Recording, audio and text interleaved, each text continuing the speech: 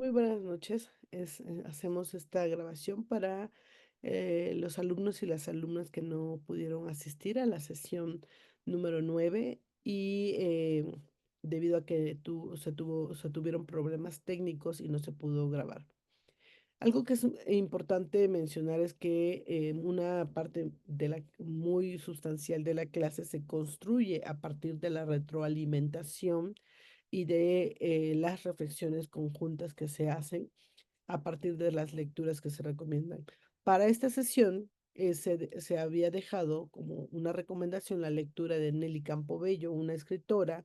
de la cual podemos decir que no solamente fue una escritora poco conocida, ha sido poco difundida, ha sido una de estas escritoras que el canon ha marginado y excluido, y no se reconoce que tiene un aporte sustantivo a- al ser una de las pioneras en la literatura de la revolución escrita por mujeres, pero que lo hace desde un abordaje diferente. Nelly Campobello, en Cartucho, que es uno, pues es el libro que ella publica en el cual se encuentran varios cuentos, asume una posición crítica desde la que es desarrollada su obra y no va a plantearnos personajes como son los líderes de la revolución, sino que ella nos va a contar la historia desde la intimidad, desde personajes que son periféricos y que no aparecen en las historias que nos cuentan de la revolución desde una mirada histórica. Pero conocer a Nelly Campobello nos va a permitir también aproximarnos a una forma de hacer literatura intimista. Esto solamente lo podemos observar desde un análisis, desde la perspectiva de género. Y algunas autoras críticas literarias como Argentina Rodríguez nos va a señalar que en un texto que pues, publica, que se llama La crítica feminista en el desierto, que existen dos grupos dominantes que controlan las formas o las estructuras en que la conciencia puede articularse. Por ello, los grupos silenciados instrumentan sus creencias a través de las formas permitidas por las estructuras dominantes. Es decir, vamos a aproximarnos a la literatura escrita por las mujeres que van a plantearnos que las mujeres han sido estos grupos excluidos o que están en un espacio femenino, que son justamente por lo cual han quedado fuera de la centralidad discursiva y van a recurrir a estas estructuras que ya conocemos. Una de esas estructuras es la historia, la narrativa de la revolución, que muy bien va a usar Nelly Campobello para contarnos otras historias a través de una mirada distinta, por ser parte de la mirada de las periferias. Y no se queda allí este análisis, nos va a plantear también la existencia y la construcción a partir de los personajes femeninos de una mitología feminista. Algunas formas del feminismo radical estadounidense son las que van a afirmar que las mujeres están más cercanas a la naturaleza, al ambiente, a un principio matriarcal biológico y ecológico, están más ligadas a la naturaleza. Y justamente hay muchos ejemplos de esto, como es la novela Surfacing de Margaret Atwood, que son estos textos los que crean esta mitología feminista. A partir de esto podemos identificar y reflexionar hasta pensar, si en la literatura latinoamericana escrita por hombres se crean personajes femeninos arquetípicos asociados a la naturaleza como símiles a la tierra, la selva, la naturaleza agreste, y un ejemplo de ello es justamente La vorágine de José Eustacio Rivera, y años más tarde vamos a tener una novela que escribe Alejo Carpentier con Los Pasos Perdidos. Estas dos novelas nos presentan a las mujeres asociadas más a la tierra, a la naturaleza agreste, en confrontación con en esta dicotomía frente al hombre como sinónimo de la civilización y el conocimiento y la racionalidad. ¿Cómo es la literatura escrita por las mujeres? Entonces nos preguntamos, ¿qué es lo que podemos encontrar? Hay una simbología distinta, se construyen los personajes femeninos de manera diferenciada, por eso nos vamos a aproximar a algunas autoras como son Esther M. García. Ella es una poeta que va a escribir acerca de momentos muy íntimos, pero en todos estos poemas que se nos presentan de Esther M. García, aparece también la problemática de la violencia que viven las mujeres,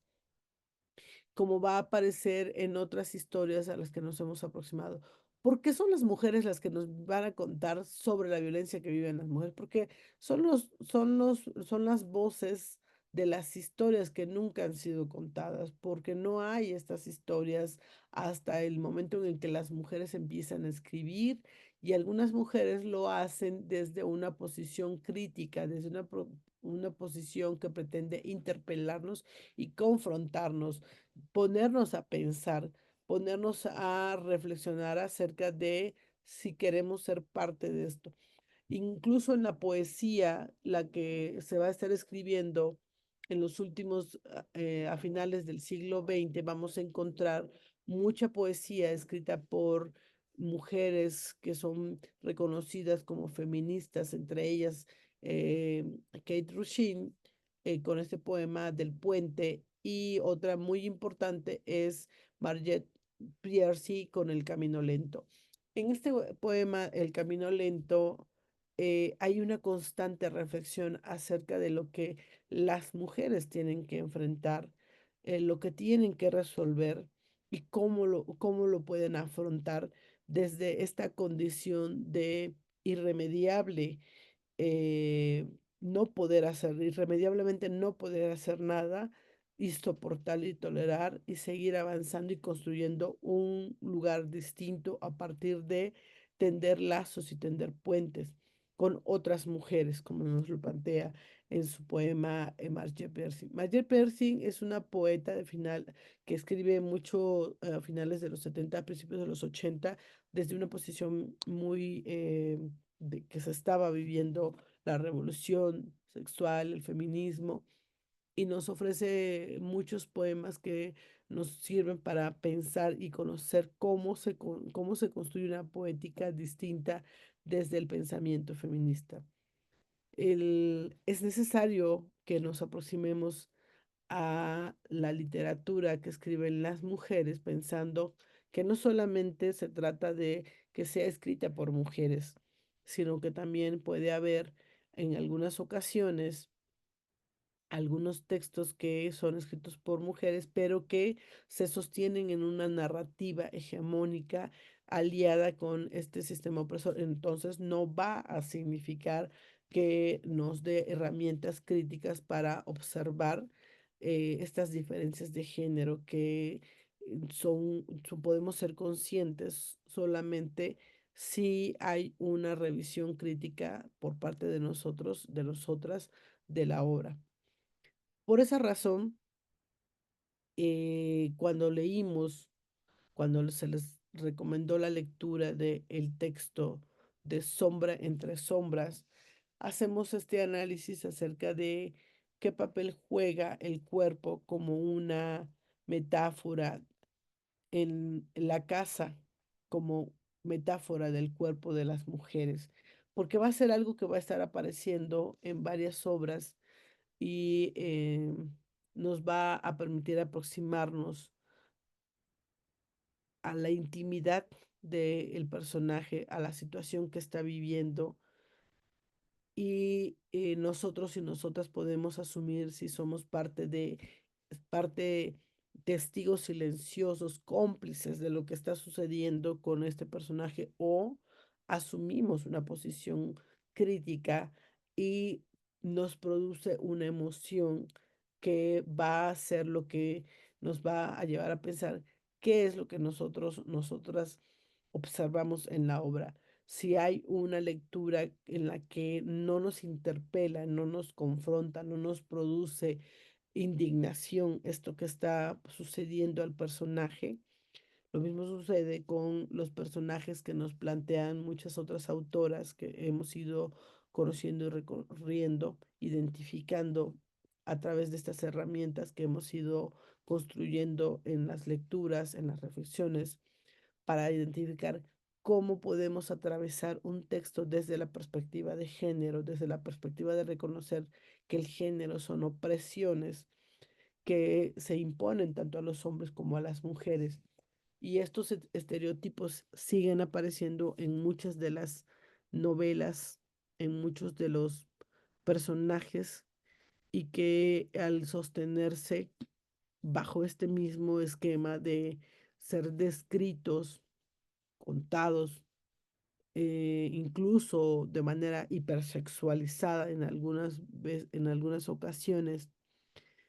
nos damos cuenta que no hay una construcción que pretenda algo distinto por parte del autor o incluso de las autoras. Es más fácil observarlo cuando se trata de escritores, cuando leemos una obra escrita por algún hombre y nos damos cuenta que desde las primeras páginas se nos presentan personajes femeninos en los cuales nos describen en una imagen íntima su cuerpo, su sexualidad, y es innecesario e irrelevante para la historia, pero ahí está porque le sirve y le funciona al autor para enganchar a el lector o la lectora. Pero no necesariamente es algo que pueda servir a la obra y aún así se decide colocarlo por parte de algunos autores. Y por esa razón, cuando nos aproximamos a las obras que hemos estado viendo, pensando y analizando, nos damos cuenta que hay mucho de diferencia en cómo se plantea y cómo se describen los momentos, mientras que en algunos textos que nos acercamos puede incluso haber una forma brutal que nos describa la violencia sexual contra los cuerpos de las mujeres y que incluso se normalice. En otros podemos encontrar que no se enuncia que se trata de un hecho de violencia, aunque lo sea, porque hay una normalización de esa violencia y nos hacemos cómplices del autor en cómo se está tejiendo esta historia, pero también de la violencia que se está ejerciendo contra estos personajes. A mí me parece que justamente la intención, como como he insistido a lo largo de estas clases, de aproximarnos a algunas autoras en específico, tiene como fin conocer no solamente la obra, sino conocer la vida de las escritoras y cómo la vida personal puede de alguna manera estar reflejada en la obra, pero también a veces cómo sucede que el, esta violencia que advierten las escritoras a través de los personajes femeninos, como sucede también con Elena Garro en Los Recuerdos del Porvenir y la violencia que le toca vivir a este personaje femenino, va a trascender la narrativa y va a aparecer en la vida de Elena Garro a través de un sistema social que la condena al ostracismo